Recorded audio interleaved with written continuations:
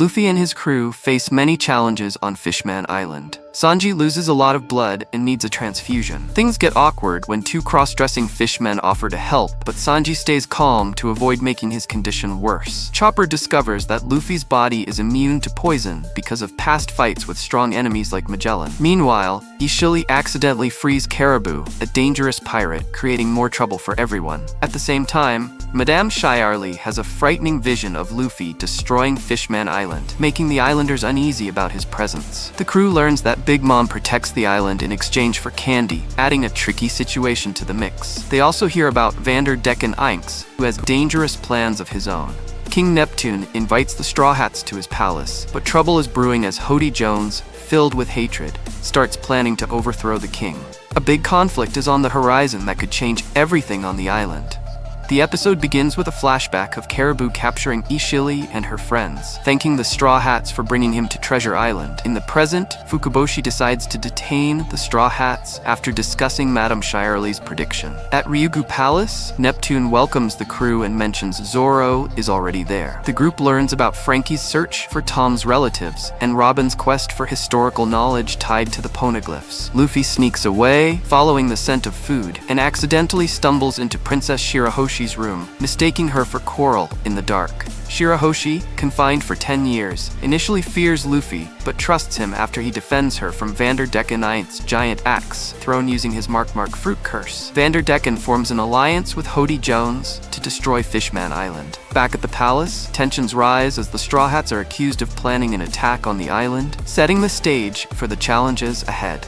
The episode starts with Zoro and the Straw Hats taking Neptune hostage to plan their escape. Fukaboshi negotiates with Zoro and shares Jinbei's message: "Don't fight Hody, I'll meet you at the sea forest." Luffy agrees to take Shirahoshi out of her tower, hiding her inside Megalo as they head toward the sea forest. Meanwhile, Vanderdecken keeps throwing objects at Shirahoshi's tower and human pirates invade the palace. Brook and the Minister of the Right try to stop the pirates, but are overpowered. Elsewhere, Hachi confronts Hody Jones, telling him to stop his plans to destroy Fishman Island and warning about the dangers of energy steroids. Hody ignores him, and Decken attacks Hachi, leaving him badly injured. Sanji and Chopper find Hachi on the shore and hear his warning about an upcoming attack. Back at the palace, Zoro prepares to fight the invading pirates. At the sea forest, Shirahoshi reveals she wants to visit a grave, where Jinbei is seen speaking to Queen Otohime's gravestone about her legacy and ideals. Luffy and Shirahoshi are on their way to the sea forest when Luffy notices Hody and Vanderdecken heading toward Ryugu Palace. Meanwhile, Robin escapes from the Ammonites and takes the sea bus, while Frankie finds the Thousand Sunny with Den's help and meets Jinbei. At the palace, Hody floods the area, mocks Neptune's weakness, and vows to revive Arlong's ambitions. Nami escapes with Kami, and Zoro decides to fight Hody underwater, while asking Usopp and Brook to free the guards and assist. On the island, Chopper tends to an injured Hachi, while Sanji tries to convince the angry citizens that the Straw Hats are innocent of the mermaid kidnappings. Luffy arrives to figure out the commotion, but Shirahoshi is exposed when Megalo spits her out. The citizens are shocked by her size and further accuse the crew of kidnapping her, making the situation even more chaotic. The episode begins with Mermaid Princess Shirahoshi scolded for leaving her hiding place, making her cry.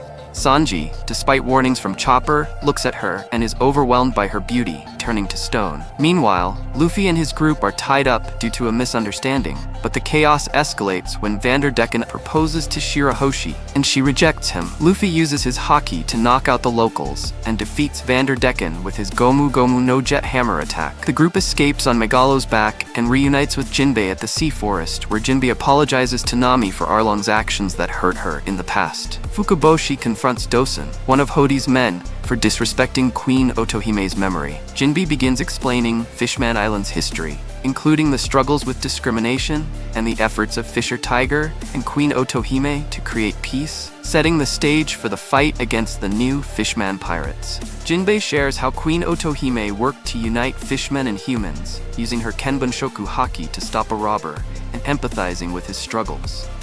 She urged her people to sign a migration petition, but mistrust of humans led to rejection. Meanwhile, Fisher Tiger's raid on Mary Gioe's freed slaves and made him a hero, though it clashed with Otohime's peaceful ideals. Tiger founded the Sun Pirates to fight for freedom without resorting to killing, emphasizing liberation over revenge. During a journey, they took in Koala, a former human slave. Traumatically conditioned to smile and work, she hesitated to trust the crew. Tiger reassured her, encouraging her to cry and heal, while marking her with the Sun Pirate's symbol to shield her from further enslavement. This contrast between Otohime's peaceful vision and Tiger's fight for freedom highlighted the complex struggle of fishmen against discrimination and slavery.